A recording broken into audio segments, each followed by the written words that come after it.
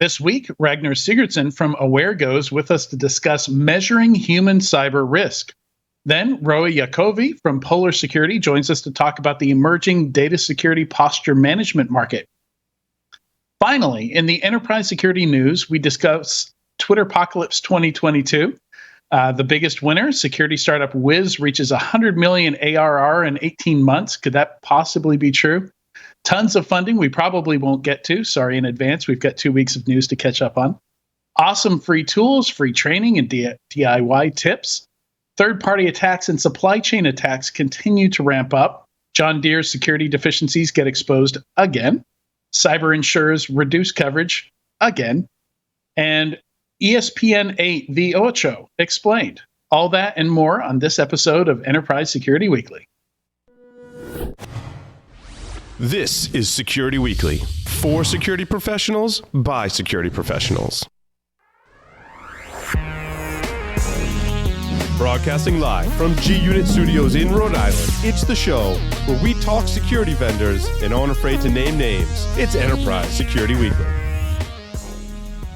The shift to remote and hybrid work over the past 2 years has accelerated application development on cloud infrastructure. However, securing these new assets has lagged behind. Qualys CloudView, the next generation of cloud security posture management, delivers an end-to-end multi-cloud security and compliance solution encompassing the entire application lifecycle from build to runtime. CloudView enables enterprises to assess their cloud security and compliance posture, identify risks and gaps, auto-remediate issues, proactively enforce best practices, and prove compliance in audits rapidly and efficiently. Identify your most vulnerable cloud assets by visiting securityweekly.com/Qualys. Managing and protecting the world's grueling number of endpoints, enabling Tanium's customers to see, control, and protect every endpoint everywhere. Tanium's mission is to provide certainty in uncertain times with the industry's only converged endpoint management. Trusted by the U.S. military and the majority of the Fortune 100, Tanium helps manage and protect nearly 30 million endpoints. Tanium, the power of certainty. Visit securityweekly.com/Tanium to learn more. Welcome to Enterprise Security Weekly and happy Whiskey Sour Day, which Twitter's legal team could possibly be indulging in at this very moment. This is episode 286, recorded on Thursday, August 25th, 2022. I'm your host, Adrian Sanabria, and joining me is the master of marketing, the mayor of mayhem, Tyler Shields. How are you, Tyler? Hello, Adrian. Pleasure to see you again on another wonderful Thursday. Yeah, and I don't think I've ever had a whiskey sour. Isn't that one of those that they use egg whites in? Depends on how they make them. They can make them very intricate like egg whites, or you can make them very college bar and literally just sour mix and whiskey. One is way better than the other. I haven't had maybe one or two that were made any good. They're just not my jam. Interesting. So I don't know if I'd like them or not. Also joining us is the Czar of Zero Trust, the captain of content, Katie Teitler. How are you, Katie? I am well. I have had whiskey sours, but I think the last time was in college. Yeah, so no whiskey sour fans here, right? I'll have to try one out. They weren't good. They just seemed like a college frat party drink to me. Yeah. I don't know. Like the name... whiskey on its own, especially when you're younger, doesn't bring good taste to mind, and neither does sour. So, the name isn't. Maybe it needs to be brand. It all depends on how you make them, Adrian. If you make them with literally as they say in the food business, elevated version of a whiskey sour, then it can be pretty good. But then you're making your own sour mix to your flavor. You're putting egg whites in there. You're doing all sorts of fancy stuff. Elevated, truly pulling out the marketing terms there. There you I love go. that one. You're in. I elevated Burger King once. It wasn't any better. Got to get some organic ingredients in there. Some free range chicken egg whites in your whiskey sours. Exactly. If it's on the menu as free range egg white, it's got to be way better, right? You get to charge $25 for that drink. Exactly. All right, a few announcements here. if you have a specific guest or topic that you want us to cover in one of the shows, please submit your suggestions. Let us know via our form at securityweekly.com/guests. And fill that out, send it to us. We'll check it out. We review them on a regular basis, and we'll reach out to you once we've finished reviewing them. Also, if you have the time, we'd love it if you'd leave us a review somewhere. Apple Podcasts seems to be the easiest place to do that. But good reviews always benefit the show. Any reviews benefit the show, because even if it's a bad review, give us an idea, give us some constructive feedback, let us know what to fix. We would really appreciate it. Thank you in advance. All right, our first interview is sponsored by AwareGO. And today's topic is how to measure human cyber risk. We're excited to have Ragnar Sigurdsson, head of R&D and co-founder at AwareGO, with us today. And this is a really interesting one. I always get excited when there's a product that we get to play with, and we have used this product a little bit. We've been having fun with it. Welcome to the show, Ragnar. Yeah, thanks, Adrian. And so, did you like it? I enjoyed it. So I can't share my screen. Gus, if you wanted to put that screenshot I took up on the screen at some point, I don't know. I haven't asked Katie if she's comfortable with that.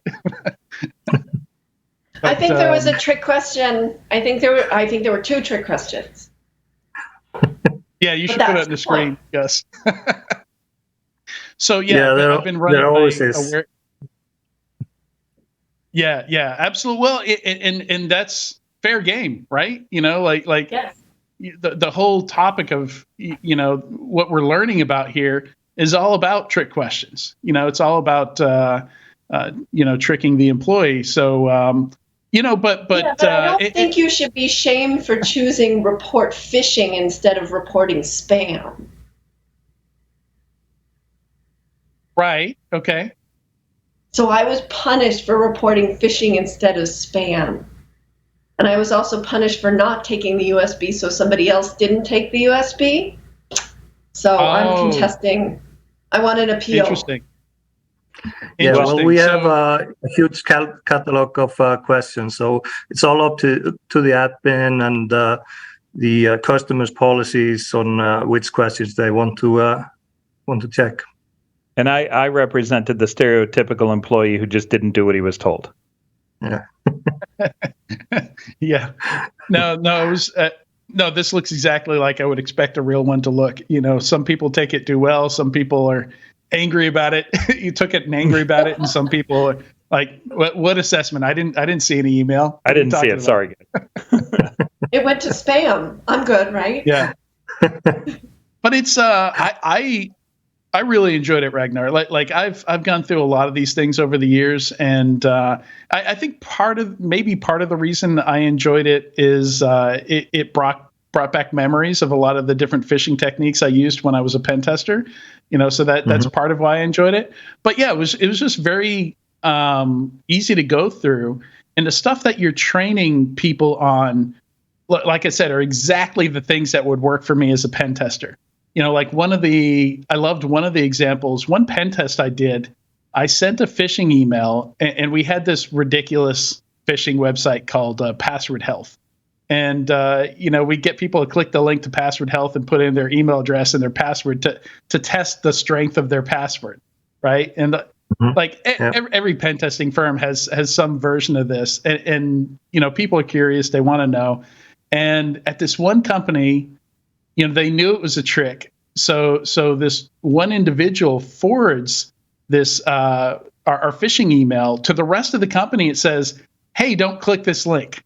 This is a scam," or something like that. And it eventually gets to a non-English speaker, and they don't understand what she's saying. But because she didn't take the link out of the email that she forwarded, he clicks the link, puts in all his credentials like multiple times. And we get in anyway. And I love that was one of the things that you tested. Because whether it comes from a trustworthy person. Then and if you can't read it and it comes from someone you trust, you click the link. I've done that myself, and I'm probably the most paranoid person alive today. So, yep. Yeah, and that's a good point. It's something we've all fallen for, and yeah, it's yeah. So let's kind of back up a little bit. We dove into this because we took it here, but so you're a pen tester. You could have created any kind of security company. Why tackle a market that's arguably already kind of saturated with employee training? Why this market? Why did you go after this one? When I started, it was in 2004 or 5 or something like that. I went into some companies, and people were the weakest link, the easiest way in, and sadly it's the same today. But then I went into the same companies, and I was a security guy with the presentation, and I thought everyone was happy to see me and eager to learn, but that was definitely not the case. So that was when the idea about the AwareGO came. There must be some better way to get the knowledge across. Yeah, and certainly, I'm sure you've seen, these kinds of reactions as well. But like I said, there are a lot of companies out there doing this, and generally, it's disliked. By general employees. There's like a lot of just kind of the general vibe of these kinds of tools is kind of like a "ha, got you," kind of. Vibe, and I've talked to a lot of people at companies where, if they click on too many phishing test emails, they could get fired. They could, have their pay impacted. So these tools end up being a very scary kind of thing. When they're supposed to be educational, they're supposed to be teaching people, and these are skills that you're not necessarily hiring these employees to have in the first place. So. And my opinion here, I like your approach here, but what do you think about the kind of the status quo in the market, and what are these other vendors getting wrong with these security awareness campaigns and the typical approach to phishing testing? Well, we come from another direction than probably every other security awareness company out there. We started in content. And the reason we did the human risk assessment is that even though we knew it's best practice and we know it's good for people to be reminded of security threats and vulnerabilities, people are not paying attention. So, we needed to, our customers needed to have proof that security and awareness works. And that was probably the primary reason for them to be able to tell their bosses, look, we did this, it's working, it's lowering the likelihood of breaches and data leaks. So we think it's worth it. And we don't just measure phishing success. Phishing weaknesses, but also like one of our largest customers, they ran this test on their employees, and they found out that 65% of employees were likely to share their passwords, and that was wow. quite a oh shit moment, and they needed to step back. Okay, we need awareness, we need training, we need to revise our policies, and they were just quite shocked, and it was across the board: admins, executives, regular users, and wow, yeah, and oftentimes all you need is just a safe way to learn the right thing to do, right? And to me, one of the things that harms trust with employees is when the phishing email is sent as an actual email, and especially when there's penalties to doing the wrong thing, and people haven't had a chance to learn what is and what isn't the right thing to do in these cases, and it just as long as you have a safe, teachable moment here, people have a chance to learn what some of these scams look like, what these emails are likely to look like, because I've done them, because I've set up these phishing attacks, I immediately recognized them. And it's, I don't think it takes long to learn what some of these things look like, and just general, things like never share your password. Like that's a common thing that I saw in your training as well, where people don't understand that you can delegate access to Outlook. So I've been in companies where somebody goes on vacation and they're required to give their password to their manager, just so that their manager can monitor their email inbox, which is totally unnecessary. Microsoft Outlook makes it, Microsoft makes it super easy to delegate inbox access, and there's no need to log into that person's account directly. Like, you can literally just see their email in your inbox with delegate access. Yeah, and in our platform, you're being tested. You won't just get a red screen, you're being tested and you failed or something like that. It's and you're right. It's a teachable moment to see your behavior. We monitor it. Are you hovering over links to see where they would take you?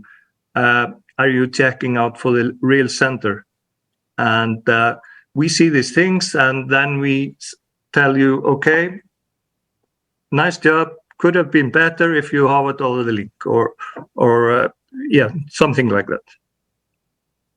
Yeah, I think people are going to be much more open to it, if they're not feeling blamed or shamed, for making mistakes. Like that kind of environment's really important. Unlike what I just did to my co-hosts here, live on a podcast. Don't do that. Don't do that to your employees. Yeah, you lose points, Adrian. Although we were being tested, you now lose points. I know. It's funny how that happens, but I'm willing to be the bad example, so that other people don't do it. But yeah, I think another thing that's notable, though, Ragnar, is that you really sweat the small stuff around, how to put this training together, how to form the content. You have behavioral scientists on staff. You're very focused on more the holistic approach to it, rather than, we need these 14 different phishing scenarios, and we're just going to throw some content in there. Yeah, we were very lucky to have good people working on the product, and not just technical people, but as you say, Maria is our behavior scientist, and she knows how to get to the truth, and knows these scenarios to see what is really, not just click yes or no, because everyone can do that, but to draw out the truth. What is the status of security awareness and culture in real? And your co-founder Helga has an HR background. That's a first for me in a security startup. I thought that was very cool. Yeah. So she has the she brought the knowledge about how to approach people. Yeah, absolutely. And you need that. You need that in the leadership of a startup like this. I think. Yeah. It's really going to set you apart. So you've done some of these tests. You've used your product at some conferences. And maybe not the most scientific environment, but I think you found some interesting things, even at a security conference, right? Yeah, and security people are different. It's not a crowd that's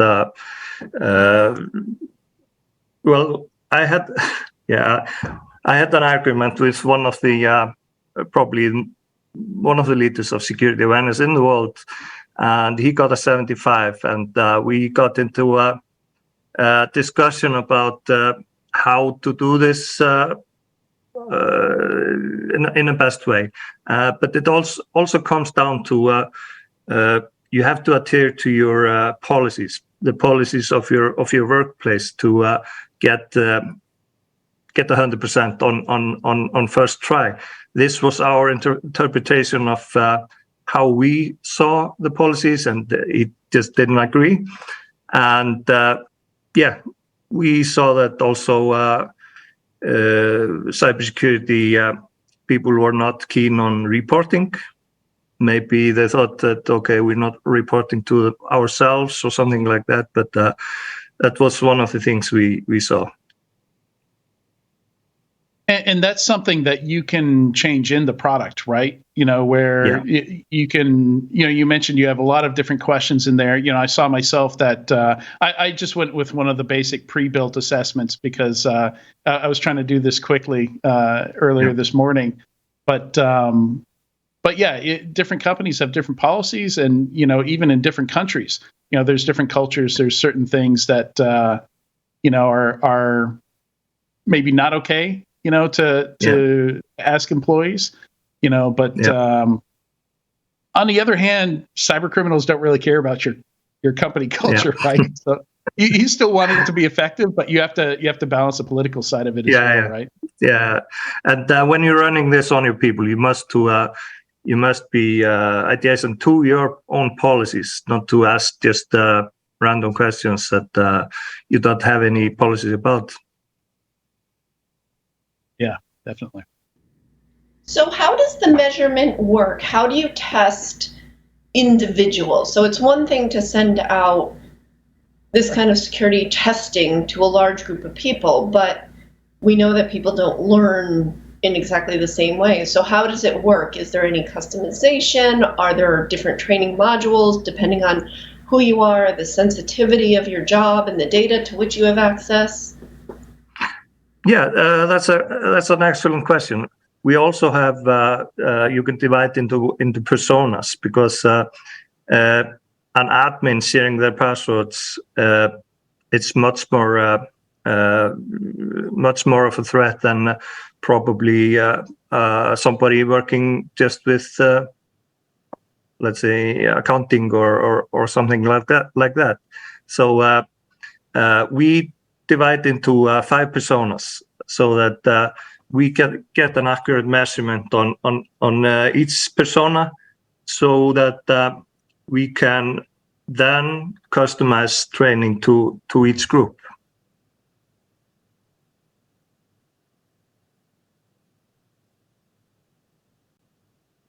If you're testing a group of individuals and you see certain people messing up on one type of question, because one of the things I really did like about it, obviously I was joking before about the test and how I didn't do as well as maybe I should have, but there are different types of questions in different formats, which is good for learning. But if you see that a certain employee or group of employees is continually missing on a certain type of question, a certain format, is there a way to change that up? Are there additional resources that you send them? How does the actual training work versus the testing?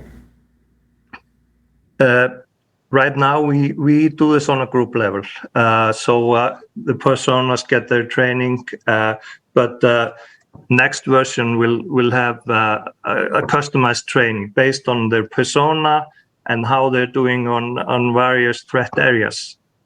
So if they're frequently failing on phishing tests, but are good in password handling, we can focus the training on this individual and not on a whole group.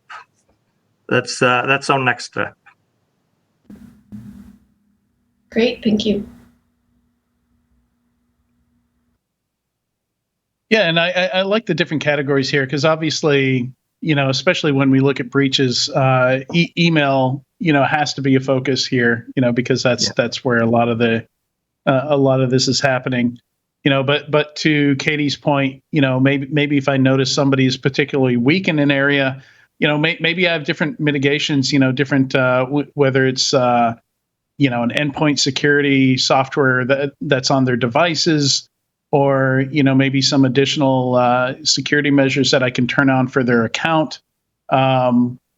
There's, I think there's opportunities there where people can mitigate people that are just either riskier people, more exposed people, maybe some of my very public-facing executives, I'm going to put different security measures into place. But a tool like this kind of ability helps you make those choices, because, maybe you inconvenience somebody a little bit more because, they're either more exposed, they get more emails, they have to go through it a lot quicker. They don't always have time to look and think about things, or, they're just going to be more targeted by adversaries than your average employee, just because of who they are and where they are in the organization.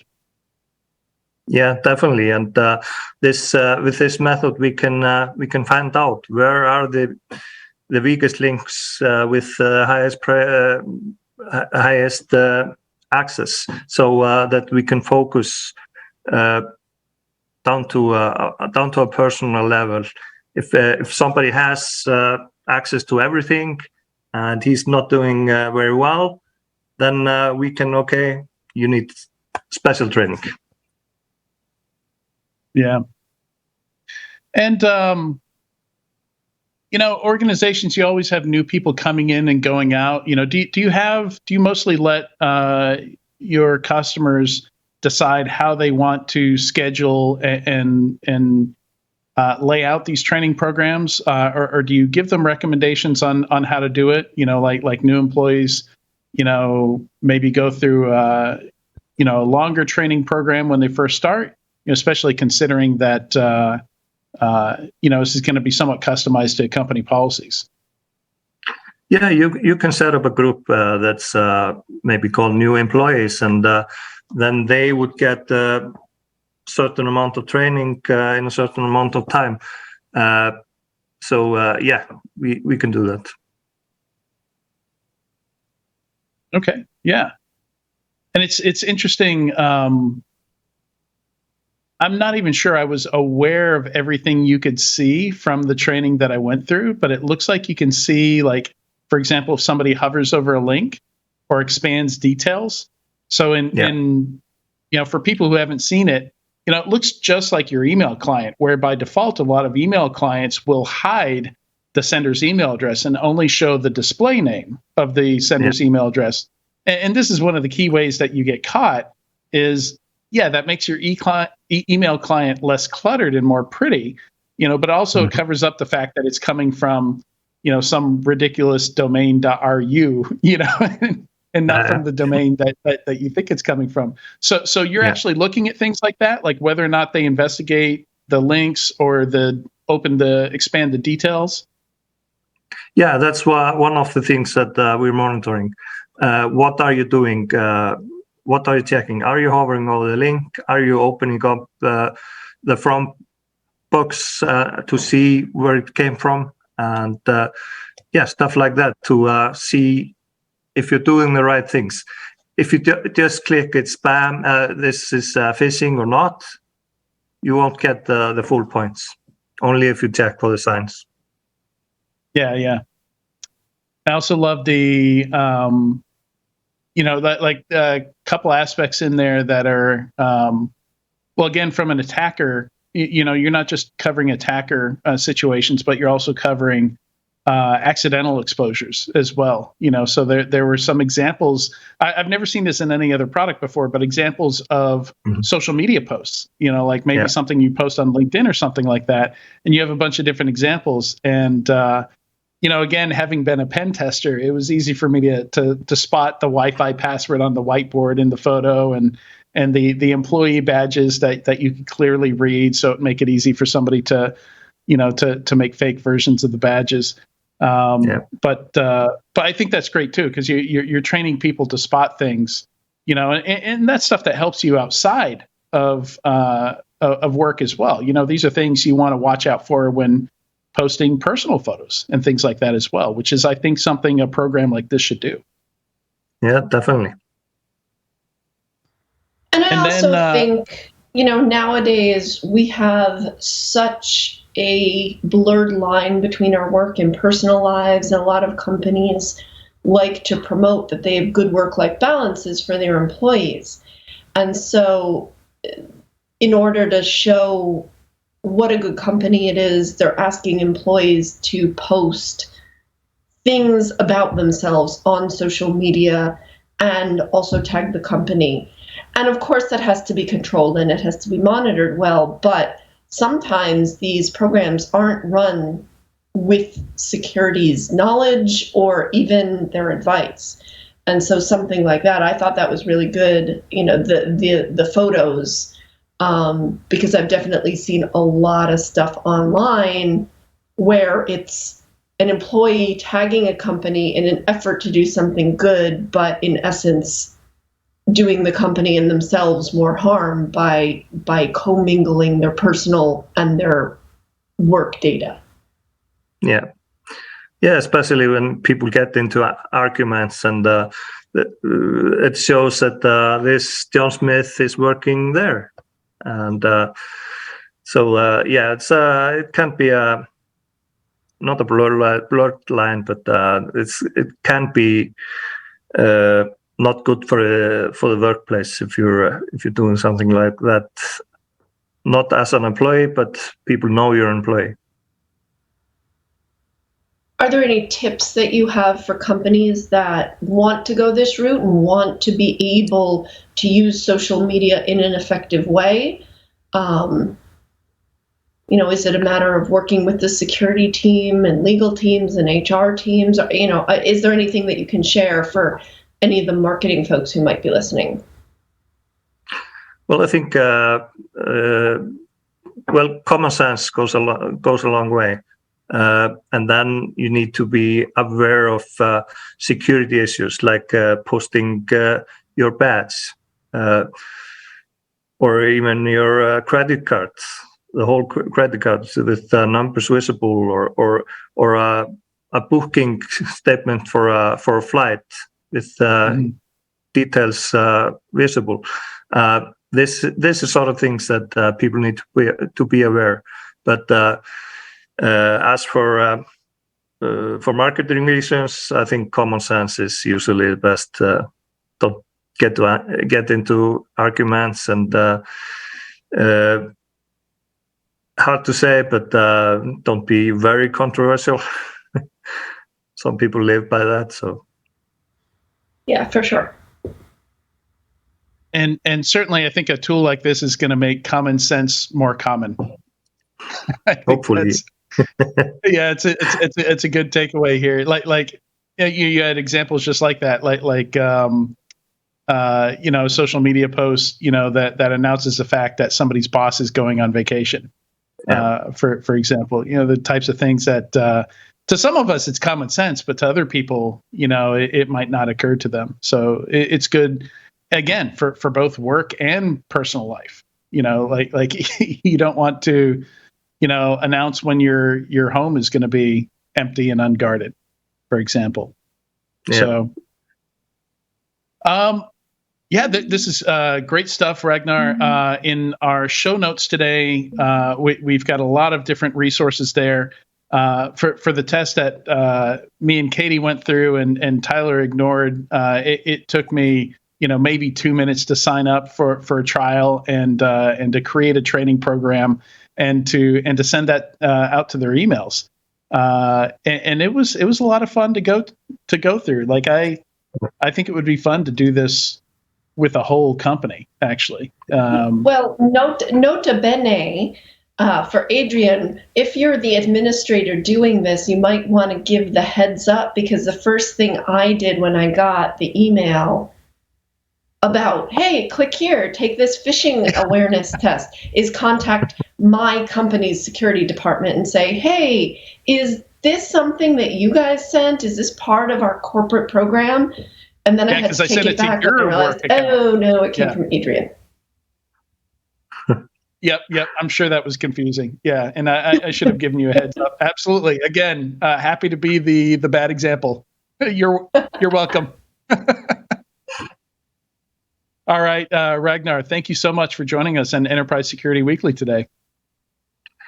My pleasure. Great to talk to you all.